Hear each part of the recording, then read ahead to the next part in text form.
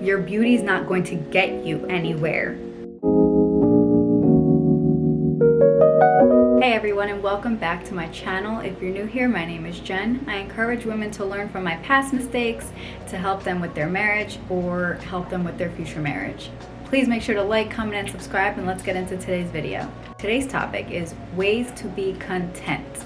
Walking in the path that I've been walking in. Biblically, I've learned to be content with what I am given. If you know me, you know that I used to shop a lot, and I used to buy clothes for no apparent reason, and that was like my addiction, was shopping for clothes all the time. Like, I would spend every penny I had on clothing. I felt like I wasn't being selfish. Like, I make this money and I deserve to buy myself stuff. Even as a mother, I felt that way when I first became a mother. I'm like, my kid still has stuff, but I'm still buying myself stuff. I learned that it wasn't just the materialistic things. It wasn't just clothes. In scripture, it talks about putting away your worldly desires.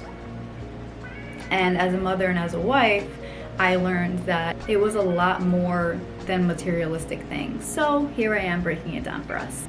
Material things. Don't get me wrong. It is definitely nice to have the nicest house, the newest car, the nicest car, brand names, clothing, bags, shoes, all of it, newest phones, this and the third. But it's what society has taught us. It's what society has taught us to be a norm. It's a way to show status. It's a way to show where you are in life, or the image you want to present to people. And the reality is, most people that are in brand new houses, most people that have the newest cars and have all these lavishing things are always broke. I'm not saying that they're penny broke, they're just in debt, barely paying the bills, both parents working all the time, people just being in debt left and right. And the reality comes down to nobody caring. Nobody cares. At the end of the day, what is it to them? What is your image to them? The image is an ego thing. It's a pride thing. It is on you. So what is having a brand name outfit, or the newest version of the car you have, or the newest house on the block? You're putting yourself in debt to fit into a crooked society, a broken system. Burning yourself out for what? So yeah, this mindset could be different for everyone. Some people might have the mindset of, well, we only live once, what am I going to do with all this money? And other people have a mindset of, well, we only live once and we're blessed with this money, I can give to others. So it just depends on what kind of mindset you're at. 1 Timothy 6:6-9 reads, "But godliness with contentment is great gain. For we brought nothing into this world, and it is certain we can carry nothing out. And having food and raiment, let us be therewith content. But they that will be rich fall into temptation and a snare, and into many foolish and hurtful lusts, which drown men in destruction and perdition." Before you sit there and think, oh my gosh, Karen up the street has the newest house and I want a new house, or Brooke has the newest car, I want the newest car, or this person has this Louis bag, or that person has this Gucci, like I want it, I want to do that. Instead of having that mindset, just sit back and think of how thankful you should be for the things you already have, the clothes you already have, the food that you have in your fridge to provide for your family, the vehicle that's getting you from point A to point B, whether it's about to break down or not, it's still getting you from point A to point B at that moment.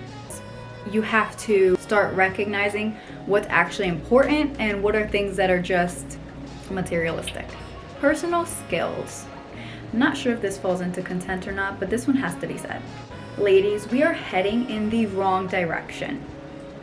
So what I mean by that, it is a great thing that you guys can do eyelashes and eyebrows and nails and Botox and all these beauty things. That's great for you guys. It's great to have those skills, but they're not helping anyone. We should be teaching one another how to make homemade meals, how to garden our own vegetables and fruits, how to sew clothing. Those are things that stay-at-home moms, stay-at-home wives should be acquiring. It's not to say that you can't work out, you can't take care of your body, you can't dress nicely, but it's not all about your looks. Your beauty is not going to get you anywhere. Our true beauty is within our skills, especially us moms and wives with children. Parents are out here working, both of them. Both of them are working, and you know, the mom's technically supposed to raise the kid as the dad provides, but you got both parents working out here, struggling, and the mom's putting the kid in childcare, and most of her paycheck is going to childcare, and then the rest is going to her nails and her lashes and her tan and all these extra things that are unnecessary when you can just be home raising your child instead of letting the world raise your child. Ladies need to understand that if you start to decrease your wants and truly look into things that are unnecessary, you don't need to put your kids in daycare, because now I don't need money to do all these extra things that are unnecessary, but now I can stay home and raise my child. I can stay home and be with my children and be present instead of focusing on my looks. I can teach my daughter how to cook. I can teach my daughter how to clean. I can teach my daughter how to be a wife, because that's what we are supposed to do as wives and as mothers. We are supposed to teach our kids and set them up for success. When you are letting your kid be in the world because you want to be selfish, you're not setting anyone for success. You're not even setting yourself up for success because you're focusing on your looks. So I highly recommend to decrease your needs so you guys can live off of your husband's income. Because a lot of the times when us as wives are doing our parts, our husbands don't have to worry about the extra, who's gonna pick up the kids, who's gonna do this, you know, where are the kids at, or finances that are unnecessary, like the fact that they're in daycare and you guys have to pay for daycare. All those unnecessary things, he can actually focus on his career, which can potentially lead to more of an income. I tell you this because, yet again, I'm not sure if I've mentioned this before, but I was a working mother. Me and my husband were barely making an income when we both worked. I stopped working and he almost tripled his income. By me being a stay-at-home parent, I'm not saying that's gonna work for everybody. I'm just simply saying that us doing our parts lets them do their part. Once each person is doing their part successfully, things start to fall into place. Your nails and your lashes don't come before your children. And I know a lot of people are like, oh, I don't put them before my children. You're not intentionally putting them before your children, but the fact that you're working and not being a stay-at-home parent, the fact that you guys chose to go in debt because you wanted to fit into the society, you wanted to have the nicest house, you had to have this house, you had to have this SUV. But this world is set up and has fooled us into thinking that we have to have the best thing, especially social media. Social media is an illusion and everyone falls for it. Our children are watching everything we do. They watch every detailed thing that we do.